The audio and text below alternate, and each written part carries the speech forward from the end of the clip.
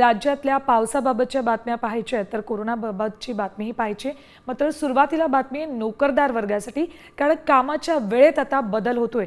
तुम्हाला 9 ऐवजी 10 तास काम करावं लागणार आहे आणि असा निर्णय आंध्र प्रदेश सरकारकडून घेण्यात आलेला आहे। या बदलानुसार आता तुम्हाला 9 ऐवजी 10 तास काम करावं लागणार आहे। हा नवीन नियम आंध्र प्रदेश कारखाना कायद्याअंतर्गत लागू करण्यात आलाय आणि राज्य मंत्रिमंडळाने या निर्णयाला मान्यता देखील दिली।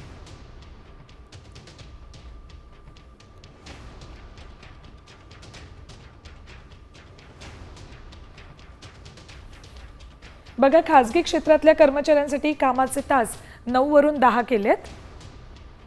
सलग 6 तास काम केल्यानंतर ब्रेक मिळेल। आधी 5 तासांनंतर ब्रेक मिळायचा। मासिक ओव्हरटाईमची मर्यादा 75 वरून आता 144 तास केली आहे। महिला कर्मचाऱ्यांना रात्रीच्या शिफ्टमध्ये काम करण्याची परवानगी देण्यात आली आहे।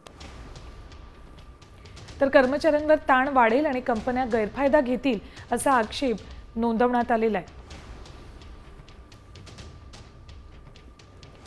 यात बातमी रेल्वेच्या रिझर्वेशन बाबतची। आता रेल्वेचं तिकीट बुक करताना काही मिनिटात तिकीट संपून नशिबी येणारं वेटिंग आता बदलणार आहे, कारण रेल्वेनं ऑनलाईन रिझर्वेशनसाठीचे नियम बदललेत।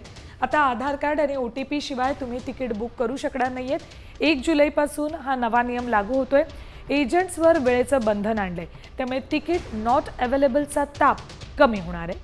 नेमके काय बदल करण्यात आलेत बघूया आपण। ऑनलाईन तात्काळ आरक्षणासाठी आधार लिंक करणं आवश्यक आहे। 1 जुलैपासून IRCTC खात्याला आधार जोडणं अनिवार्य करण्यात आलंय। 15 जुलैपासून आधारद्वारे OTP गरजेचा असेल तिकीट बुक करताना।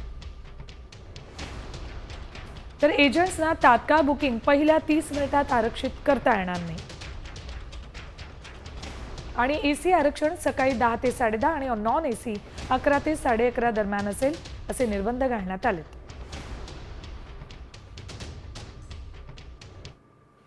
बातमी अंबरनाथमधून। प्लॅटफॉर्मचा अंदाज एका दिव्यांग व्यक्तीला आला नाही आणि ती व्यक्ती थेट रेल्वे रुळावर कोसळली आणि त्याच वेळेला समोरून एक लोकल ट्रेन येत होती। यावेळी MSF जवान अमोल देवरे यांनी स्वतःच्या जीवाची पर्वा न करता रुळावर उडी घेतली आणि या दिव्यांग व्यक्तीचा जीव वाचवला। देवरेंच्या धाडसाचं आणि कर्तव्य दक्षतेचं सर्वत्र कौतुक होतंय।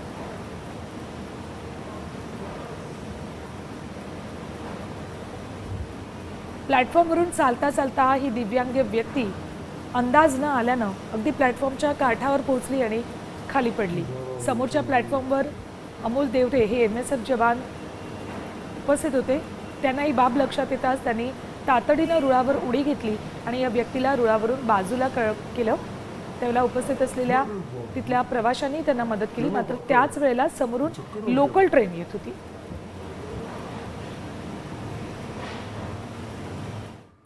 बातमी छत्रपती संभाजीनगरमधल्या दुर्घटनेची। सिद्धार्थ उद्यानामध्ये भिंत कोसळून 2 महिलांचा मृत्यू झाला। या दोन्ही महिला उद्यानात कर्मचारी होत्या, तर इतर 5 जण गंभीर जखमी झालेत। स्वाती खैरनार आणि रेखा गायकवाड अशी मृत महिलांची नावे आहेत। सिद्धार्थ उद्यानातील गेटच्या बांधकामाचा 3दा स्ट्रक्चरल ऑडिट करण्याचे आदेश महापालिकेने दिले होते, मात्र आदेशाला कंत्राटदारानं केराची टोपली दाखवली। स्ट्रक्चरल ऑडिट झालं असतं तर कदाचित या महिलांचा जीव वाचला असता।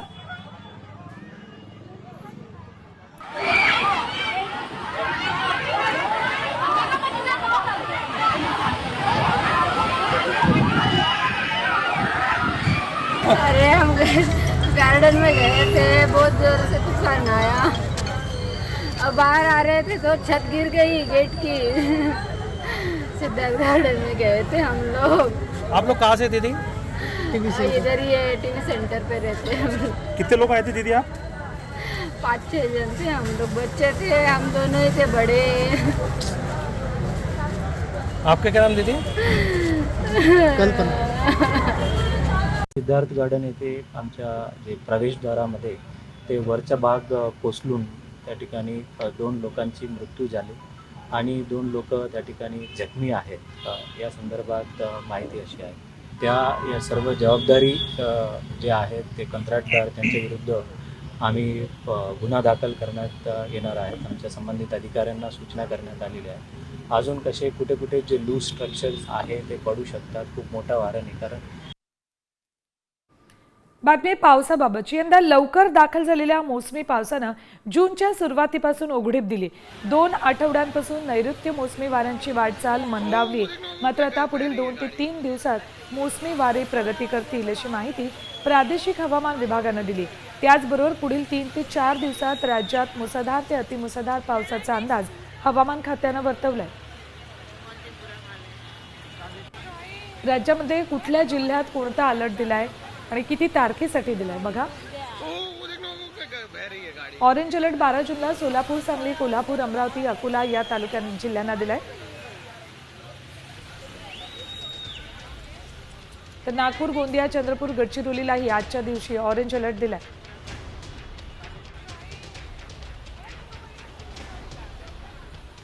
तेरा जूनला रत्नागिरी, सिंधुदुर्ग, सातारा, सांगली, कोल्हापूर या जिल्ह्यांना ऑरेंज अलर्ट दिलाय. सोलापूर, पुणे, अकोला, नागपूर, वर्ध्यालाही उद्यासाठी ऑरेंज अलर्ट देण्यात आलाय. भंडारा, गोंदिया, चंद्रपूर, गडचिरोलीलाही उद्यासाठी ऑरेंज अलर्ट दिलाय. 14 जूनला रायगड, रत्नागिरी, सिंधुदुर्ग, पुणे, साताऱ्यासाठी ऑरेंज अलर्ट दिलाय.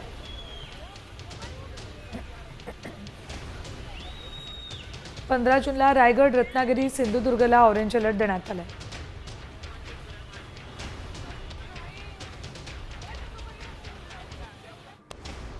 तर इकडे अमरावतीच्या दर्यापूर तालुक्यात वादळी वाऱ्यासह मुसळधार पाऊस बरसलाय.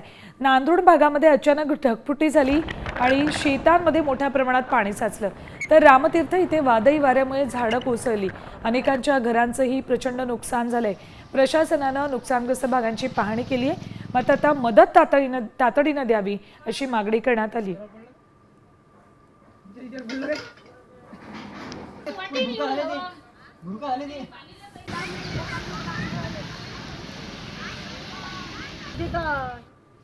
यानंतर बातमी आहे लोणावळ्यात पर्यटनाला जाणाऱ्यांसाठी. लोणावळ्यामध्ये पर्यटनाला जात असाल तर ही बातमी बघा. कारण 31 ऑगस्टपर्यंत पिकनिक स्पॉटवर बंदी घालण्यात आली. राज्याच्या कानाकोपऱ्यातून पर्यटनासाठी आणि वर्षासलीसाठी लोणावळ्यात नागरिक येत असतात. मात्र मोठ्या प्रमाणात वाहतूक कोंडी होते. त्यामुळे पर्यटकांवर अनेक ठिकाणी पॉइंट्सवर बंदीचे आदेश देण्यात आले. भुशी डॅम मात्र यातून वगळण्यात आलाय.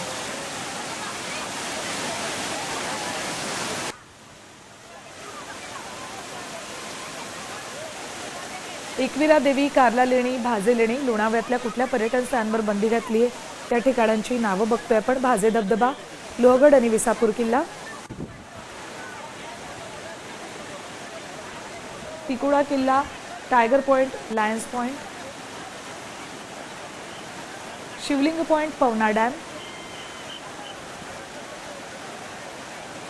पावसाळ्यामुळे वेगानं वाहणाऱ्या पाण्यात उतरणं पोहणं याला बंदी आहे.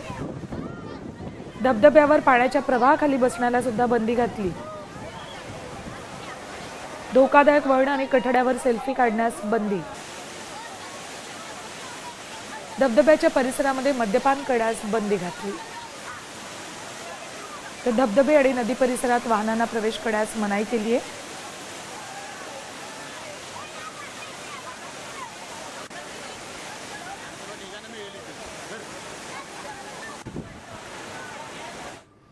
बातमी थेट दिल्लीतून. उत्तर भारतासह राजधानी दिल्लीत उन्हाचा कहर पाहायला मिळतोय.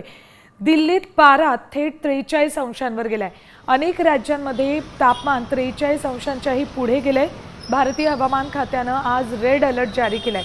आज पारा 45 अंशांपर्यंत जाण्याची शक्यता आहे. त्यामुळे जर तुम्हाला गरज असेल तरच घराबाहेर पडा आणि स्वतःची काळजी घ्या असं आवाहन स्थानिक प्रशासनाकडून करण्यात आलं.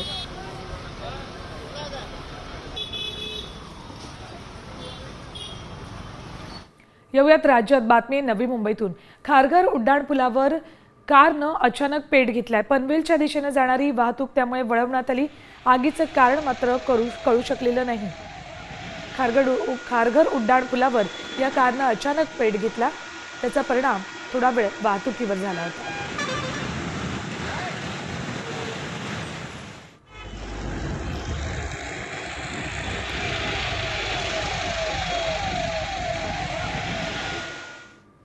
यानंतर एक महत्त्वाची बातमी. सोशल मीडियावर फॉलोअर्स वाढवण्यासाठी कोण काय करेल हे सांगता येत नाही. आता हेच बघा, इंस्टाग्रामवर 2 फॉलोअर्स कमी झाले म्हणून एका महिलेनं पतीविरोधात थेट पोलिसांकडे धाव घेतली. पतीनं भांडी घासण्यास सांगितल्यानं रील्स बनवायला वेळ मिळाला नाही. परिणामी 2 फॉलोअर्स कमी झाल्याची तक्रार तिनं पोलिसांकडे केली. महिलेची तक्रार ऐकून पोलीसही चक्रावून गेलेत. पोलिसांनी दोघांची समजूत काढली. त्यानंतर दोघांमध्ये समेट झालाय. उत्तर प्रदेशच्या पिलखुआ जिल्ह्यातली ही घटना आहे.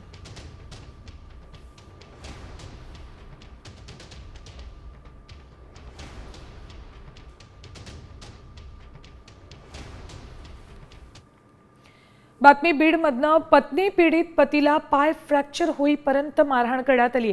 लग्नानंतर सतत होणाऱ्या भांडणाला कंटाळून पतीनं वेगळ्या ठिकाणी राहण्याचा निर्णय घेतला होता. संतापलेल्या पत्नीनं भाऊ आणि आईला बोलावून घेत पतीचा पाठलाग करत त्याला जबर मारहाण केली.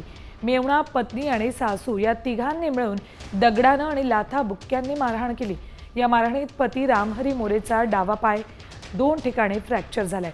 त्याच्या रुग्णालयामध्ये उपचार सुरू आहेत. या प्रकरणात पोलीस ठाण्यात 4 जणांविरोधात गुन्हा दाखल झालाय.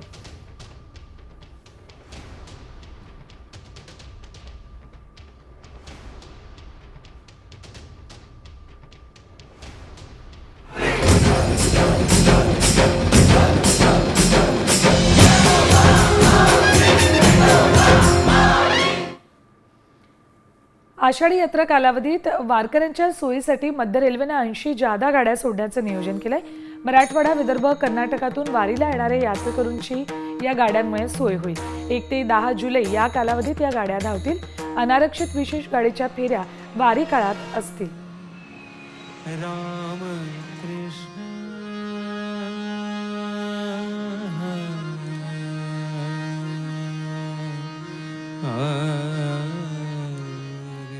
आषाढी वारीसाठी आता प्रशासनाकडून देखील खबरदारी घेतली जाते. चंद्रभागा नदीत होडीतून क्षमतेपेक्षा जास्त वारकऱ्यांची वाहतूक करू नये अशा सूचना सर्व होडी चालकांना देण्यात आल्या. 26 जून ते 10 जुलै या कालावधीत आषाढी वारीच्या यात्रा कालावधी आहे. भाविक मोठ्या संख्येनं चंद्रभागा नदीत नौका विहार करतात. या कालावधीत कोणती अनुचित घटना घडू नये यासाठीही निर्देश दिले. राम कृष्ण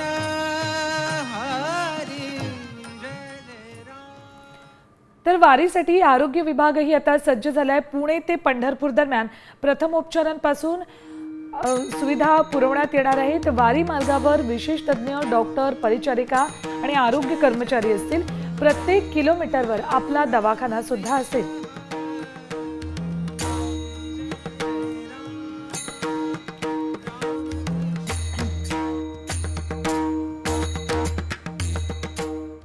यानंतर बातम्या बघूयात टॉप 50. शेतकऱ्यांच्या मुद्द्यावरून बच्चू कडूंचं अन्नत्याग आंदोलन सुरूच आहे. त्यांच्यामुळे जवळपास 60 कार्यकर्ते बेमुदत उपोषणाला बसलेत. या आंदोलकांनी आता सरकारला इशारा दिलाय. बच्चू कडूंनी केलेल्या मागण्या गुरुवारपर्यंत मान्य करा. मागण्या मान्य न झाल्यास पाणी पिणार नाही असा इशारा या आंदोलकांनी दिलाय.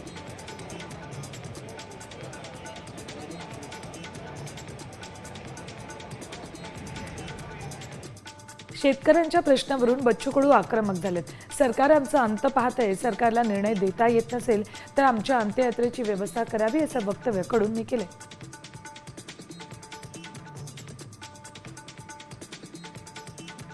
राष्ट्रीय समाज पक्षाचे अध्यक्ष महादेव जानकर यांनी बच्चू कडूंची आंदोलनस्थळी जाऊन भेट घेतली. यावेळी त्यांनी सरकारला इशारा दिलाय. बच्चू कडूंनी वणवा पेटवलाय. या वणव्याचं रूपांतर आगीत करायला भाग पाडू नका. पश्चिम महाराष्ट्र, मराठवाडा, कोकणात आम्ही आंदोलन पेटवू असा इशारा जानकर यांनी दिलाय.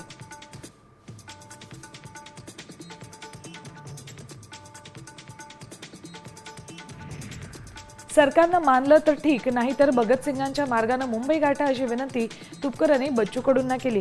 शेतकऱ्यांच्या कर्जमाफीसाठी सगळे एकत्र येऊन आंदोलनाचा भाग होऊ असंही ते म्हणाले.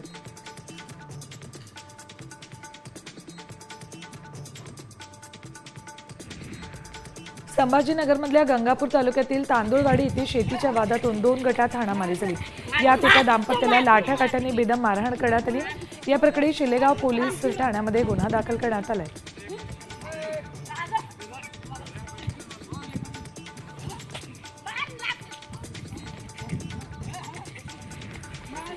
सोलापुरातल्या बार्शीत शेतकऱ्यांच्या पीक विमा मुद्द्यावरून शेतकरी संघटनेचे पदाधिकारी आक्रमक झालेत। बार्शीतील पीक विमा कंपनीच्या ऑफिसमधील साहित्यासह खुर्च्यांची शेतकरी संघटनेच्या पदाधिकाऱ्यांनी तोडफोड केली। सोलापूर जिल्ह्याला पीक विम्यातून वगळल्याचा संताप व्यक्त करण्यात आला।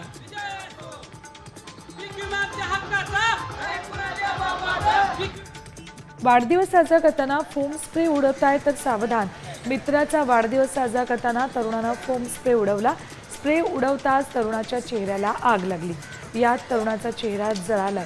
सध्या व्हिडिओ जोरदार व्हायरल होतोय, मात्र नेमका कुठला व्हिडिओ हे अजून कळलेलं नाही।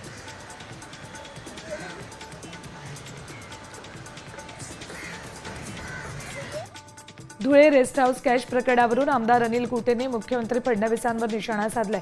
सिग्नल तोडला तरी यापेक्षा जास्त शिक्षा आणि दंडाची तरतूद असते। राज्य सरकार हे प्रकरण दडपण्याचा प्रयत्न करते, मात्र आम्ही दडपू देणार नाही असा इशाराही कुटेंनी दिलाय।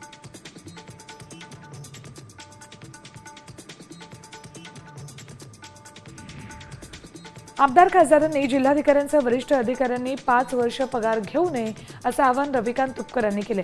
आपल्या मागण्यांसाठी शेतकरी आंदोलन करतायत, मात्र सरकारी तिजोरीत खडखडाट असल्यानं कर्जमाफी होत नाहीये।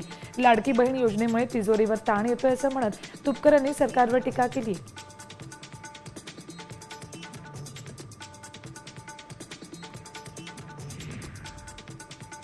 संभाजीनगरमध्ये उद्धव ठाकरे यांच्या दानवे आणि खैरे या 2 नेत्यांमध्ये सुरू असलेले वाद मिटल्याचं दिसतंय।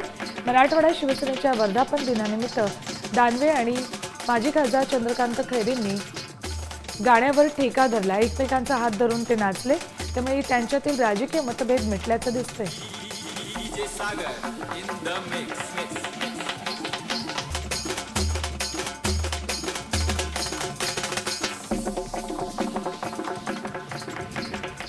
यात एक ब्रेकिंग न्यूज येते। थेट अमरावतीतून प्रहार संघटनेचे कार्यकर्ते आक्रमक झालेत। अमरावतीत रस्त्यावर टायर जाळून आंदोलन केलं जाते। बच्चू कडूंच्या आंदोलनामुळे कार्यकर्ते आक्रमक झालेत।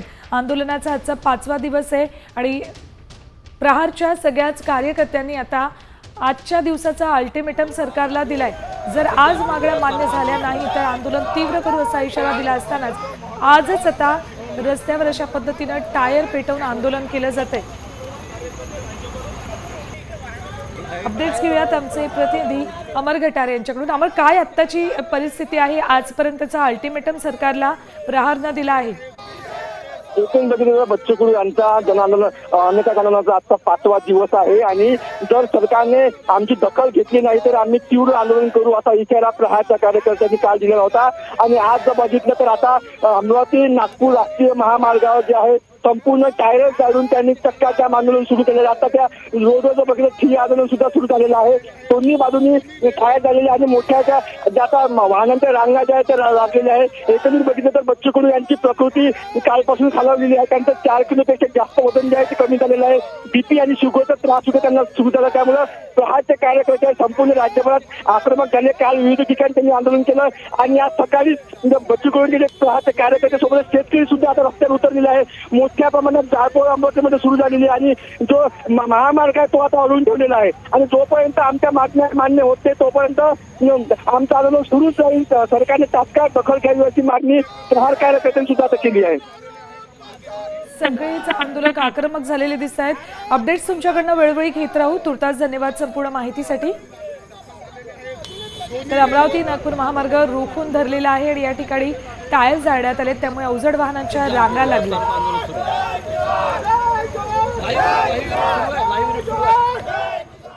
यानंतर पुन्हा बातम्या बघूयात टॉप 50। पावसाचा अंदाज बघता वारकऱ्यांच्या मुक्कामाच्या ठिकाणी पावसामुळे हाल होऊ नये म्हणून जर्मन हँगरचा निवारा करण्यात येणार आहे। यात एका हँगरमध्ये साधारण 5000 वारकरी निवारा घेऊ शकतात, अशी माहिती पुणे जिल्हा परिषदेचे मुख्य कार्यकारी अधिकारी गजानन पाटील यांनी दिली। देशात कोरोना रुग्णांची संख्या झपाट्याने वाढते। आतापर्यंत सक्रिय कोरोना रुग्णांचा आकडा 7000 गेलाय। यात केरळमध्ये सर्वाधिक 2223 रुग्ण आहेत। महाराष्ट्रात 615 सक्रिय रुग्ण आहेत। दिल्लीतही कोरोनाचा प्रसार वाढलाय। नाशिकच्या मालेगावमधील सामान्य रुग्णालयातील भोंगळ कारभार समोर आलाय। गोरगरीब जनतेसाठी बांधण्यात आलेल्या या रुग्णालयात डॉक्टर्स वेळेवर उपलब्ध नसतात। ओपीडीसाठी आलेल्या रुग्णांची गैरसोयीसोबतच स्टाफचं रुग्णांकडे लक्ष नसणं असे प्रकार घडत आहेत.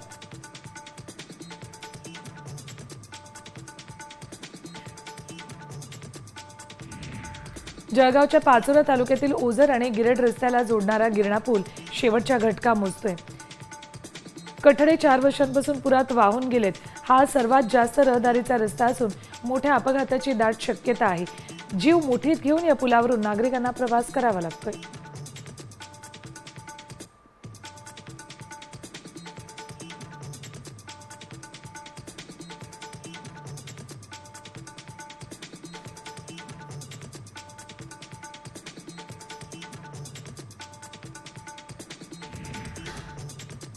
लातूरमध्ये सफाई कामगारांच्या आंदोलनाला यश आले. महापालिकेकडून कामगारांच्या मागण्या मान्य करण्यात आल्यात. कंत्राटी सफाई कामगारांना कायद्यानुसार किमान वेतन, सुरक्षेची साधनं, सुट्या आणि रजा मिळाव्यात यासाठी अखिल महाराष्ट्र जनरल कामगार संघटनेनं कामबंद आंदोलन केलं होतं.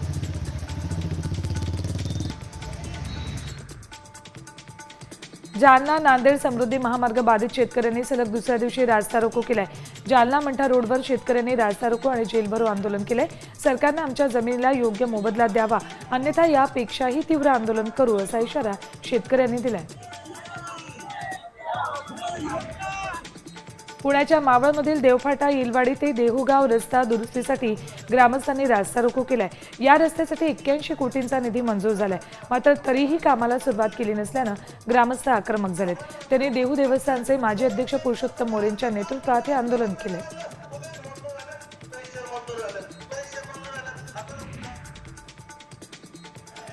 मुंबईच्या चेंबूरमध्ये महापालिकेच्या ऐन पश्चिम कार्यालयावर नागरिकांनी धडक मोर्चा काढला. घाटला खारदेव नगर परिसरातील शौचालयाची दुरवस्था झाली. त्यामुळे इथल्या नागरिकांनी शौचालय बांधून देण्याची मागणी केली. या प्रकरणी उपाययोजना करावी, अन्यथा जोरदार आंदोलन करू असा इशाराही आंदोलकांनी दिला.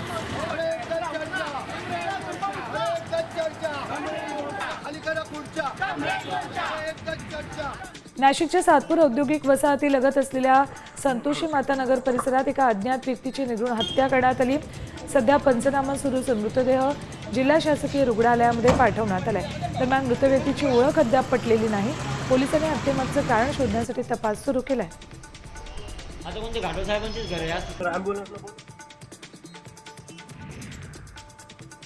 सांगलीच्या कुपवाडमधील प्रकाश नगरमध्ये 45 वर्षीय व्यक्तीची त्याच्या 27 वर्षीय दुसऱ्या पत्नीनं वटपौर्णिमेच्या रात्रीच हत्या केली. अनिल तानाजी लोखंडेचं दुसरं लग्न साताऱ्याच्या खटावमधील वडी गावातल्या राधिका इंगळेसोबत झालं. मात्र लग्नाच्या 17 दिवसात तिनं पतीची कुऱ्हाडीनं हत्या केली. पोलीस पुढील तपास करत आहेत.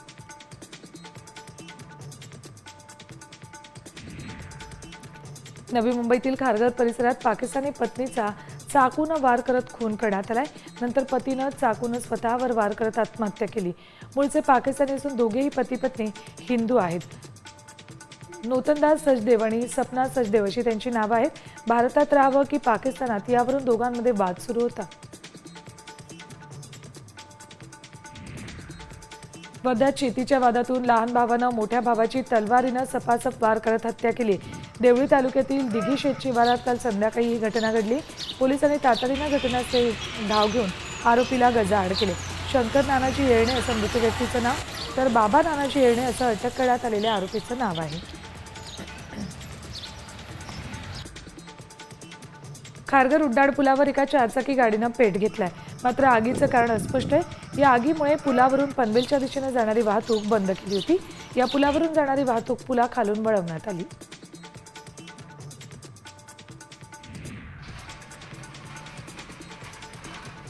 उदगीरमध्ये अनधिकृत खताचा साठा जप्त करण्यात आलाय. कृषी विभागानं ही कारवाई केली आहे. कृषी विभागाच्या पथकानं अचानक छापा टाकत तब्बल 345 बोगस खतांची पोती जप्त केली आहेत.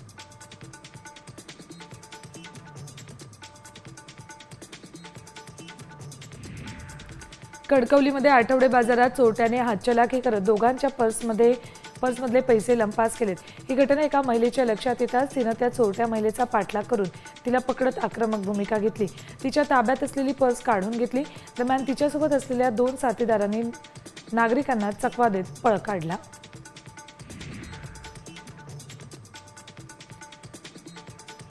शहरात 29 मे रोजी झालेल्या 9 लाखांच्या चोरीप्रकरणी वाहन चालक चोर निघाल्याचं उघडकीस आलंय. भूम पोलीस आणि धाराशिव स्थानिक गुन्हे शाखेच्या संयुक्त कारवाईत दोघांना अटक केली. अनिल पांडुरंग बेदरे यांच्या गाडीतून हॉटेल शिवनेरी जवळ चोरी झाली होती.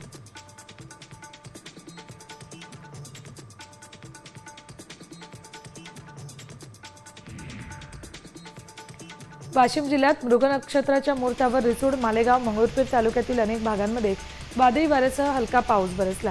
यामुळे आता लवकरच खरीप पेरणीला वेग येणार आहे. गेल्या 12 ते 13 दिवसांपासून हुलकावणी देणारा पाऊस वेळेत पडलाय. त्यामुळे शेतकऱ्यांमध्ये आनंदाचं वातावरण आहे.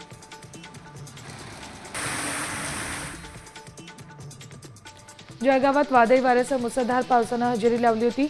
अनेक भागांमध्ये विजांच्या कडकडाटासह मुसळधार पाऊस झाला. पावसामुळे फळबागांसह विविध पिकांचं मोठ्या प्रमाणावर नुकसान होण्याची शक्यता आहे.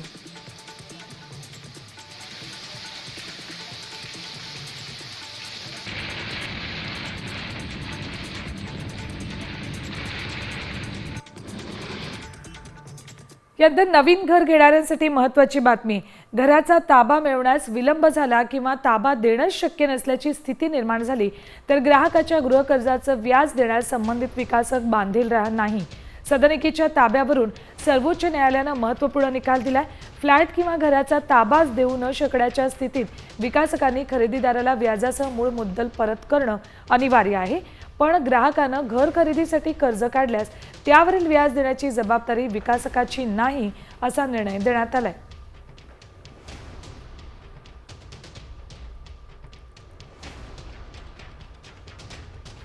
घर खरेदी करणाऱ्या ग्राहकांचे अधिकार स्पष्ट करण्यात आलेले आहेत. सुप्रीम कोर्टानं महत्त्वाचे निर्देश यात दिलेत.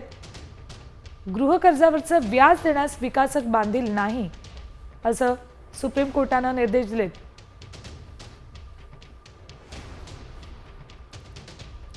घर खरेदी करणाऱ्या ग्राहकांचे हे अधिकार आता स्पष्ट करण्यात आलेले आहेत. जर एखादी अडचण आली आणि त्यावेळेला घर योग्य वेळेत देणं शक्य नसेल तर त्यावेळेला तुमच्या गृहकर्जावरचं व्याज देण्यास विकासक बांधील नसेल.